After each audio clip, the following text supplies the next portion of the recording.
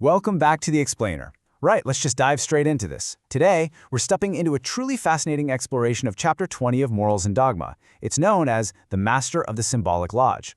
Now, if you caught our previous analysis on belief systems and truth, you know we've been laying some pretty heavy groundwork. But today we turn to something that is absolutely fundamental to understanding, well, everything around us. We're talking about the hidden language of symbols. We are going to decode how meaning is actually constructed, and more importantly, how we understand the things in our world that are never explicitly explained. It's really all about opening your eyes to the rich, completely silent conversations happening all around you every single day.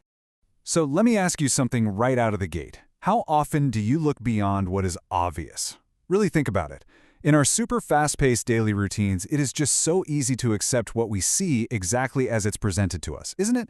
We see a street sign, we read a text message from our friend, we glance at a piece of architecture downtown, and we just take it all at face value.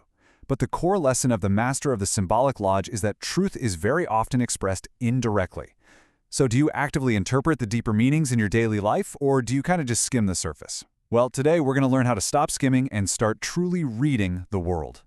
So what exactly is a symbol anyway? We hear the word a lot, but a symbol is a powerful tool used to represent ideas, convey meaning, and communicate complex concepts that defies simple explanation. Think about that phrase for a second. Defies simple explanation. There are certain truths, certain profound ideas that are just too big, too complex, or honestly too emotional to be boxed in by literal words alone. And this is exactly where art and language step in. They are parallel tools we use to navigate the unspoken world. When a poet uses a brilliant metaphor, or a painter uses very specific lighting in a portrait, they're handing you a key to unlock an idea that literal words would completely fail to capture. Symbols basically do the heavy lifting when regular language falls short. Now, literal thinking versus symbolic thinking. This brings us to a major divide between two very different ways of interacting with reality. Literal thinking accepts surface appearances. It simply says, okay, what you see is all there is. But the source material points out that this kind of thinking severely limits our understanding. It's literally like looking at a masterpiece painting and only seeing the chemical composition of the paint on the canvas. You miss the whole point.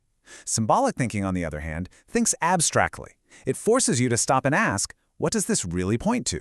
To uncover deeper truth, the master has to avoid those quick, surface-level conclusions, because getting to the core of it requires real imagination and insight. The art of interpretation. Moving beyond the surface. We know what symbols are, and we know we need to think symbolically. But how do we actually go about doing that? Well, it's not something that just magically happens to you. Moving beyond the surface is an active, skill-based process. You kind of have to shift from being a passive receiver of information to becoming an active investigator. When you see a piece of street art on your way to work, or notice a recurring theme in the language a politician uses on TV, you shouldn't just absorb it passively. The source emphasizes that the goal isn't just random guessing, but thoughtful, informed interpretation. So let's break down the mechanics of this art. There are 3 clear steps outlined for informed interpretation: observation, reflection, and contextual thinking. First up, observation. You have to actually notice the symbol. In our busy daily lives, this just means paying attention, turning off the autopilot.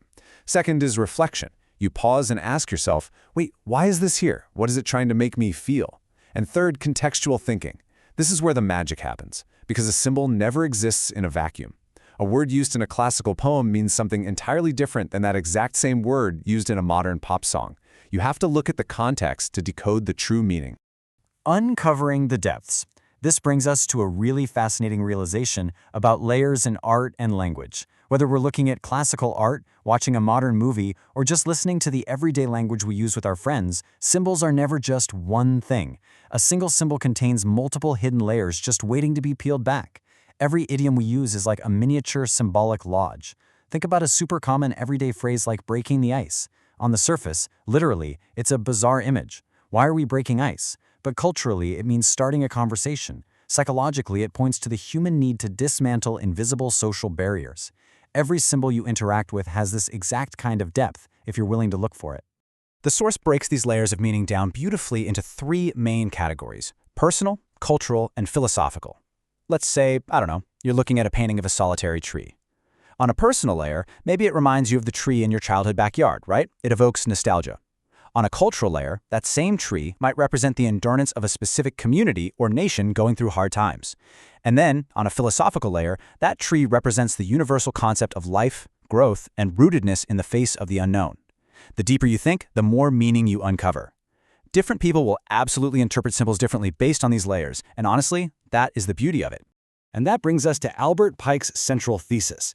He states, symbols allow us to understand ideas that cannot be easily explained with words.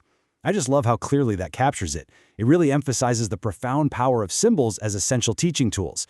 They aren't just pretty decorations, they are literal engines for our imagination. They encourage reflection, they stimulate thought, and they lead to a much, much deeper understanding than if someone just handed you a dry, literal fact. They force your brain to engage, making learning an active adventure rather than just sitting through a passive lecture. Okay, let's pivot slightly here because this next part is absolutely vital. Applying symbolic understanding to everyday life. We are moving from abstract philosophy to practical application. Because honestly, what good is all this knowledge if it just lives in a dusty book or an art gallery? The path of the master of the Symbolic Lodge isn't just an intellectual exercise. It's a highly practical toolkit for reality. Once you start recognizing that truth is often expressed indirectly, you can start grounding this symbolic awareness in your actual day-to-day world. Let's look at what these practical applications actually look like. First, interpreting daily experiences. When something happens to you, good or bad, you can look beyond the literal event and ask what lesson or pattern it represents in the broader context of your life. Second, understanding nuanced communication. Think about body language, tone of voice, or the words people actively choose not to say. That is symbolic language happening in real time. By becoming active meaning makers, we communicate so much better. And finally, seeing deeper meaning in everyday routines. Your morning coffee isn't just a caffeine hit. It's a daily ritual symbolizing preparation and the dawn of a new purpose. Your commute? It isn't just travel. It's a transition phase between identities. And this brings us to the ultimate goal. The master applies symbolic thinking in real life. Becoming a master of the Symbolic Lodge doesn't mean you sit on a mountaintop analyzing ancient texts all day. No way. It means you walk through the grocery store, you sit in a high-stakes business meeting, you talk with your family, and you are fully awake to the underlying currents of meaning around you. You don't just accept what is shown to you, you interpret it. You find profound significance in the totally mundane. You realize that the world is a constantly shifting tapestry of art, language, and culture just waiting to be read. So, as we wrap up this explainer, I want to leave you with a final provocative thought. What deeper meanings exist in your everyday experiences? I challenge you today. Step out into your world and act as the master of the Symbolic Lodge. Look at the language people use, look at the design of your city, look at the art on your walls, and ask yourself, what is this really saying? Remember, not everything is meant to be seen at the surface. Some truths must be understood. Thank you so much for joining me for this explainer, and I can't wait to dive into the next fascinating topic with you. Keep looking deeper.